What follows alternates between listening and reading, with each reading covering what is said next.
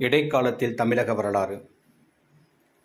கிமு 300 முதல் 600ஆம் ஆண்டு வரையிலான சங்க காலம் முடிவிற்ற பிறகு தமிழ் பகுதியில் என்ன நடந்தது என்பதற்கான தகவல் இல்லை. சுமார் 300ஆம் ஆண்டு வாக்கில் களப்பிரரின் வருகையினால் அனைத்து பகுதிகளும் பாதிப்புக்குள்ளாயின. தமிழ் மன்னர்கள் நிறுவியிருந்த ஆட்சியை நீக்கிவிட்டு நாட்டில் கழுத்தை நெரிக்கும் ஆட்சியை களப்பிரர்கள் மேற்கொண்டனர்.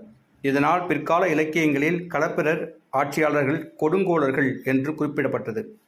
களப்பிரரின் தோற்றம் மற்றும் ஆட்சி பற்றிய தகவல்கள் அவ்வளவாக இல்லை. தங்கள் நினைவாக தொல்பொருள் அல்லது நினைவு சின்னத்தையோ அவர்கள் அதிக அளவில் விட்டு செல்லவில்லை.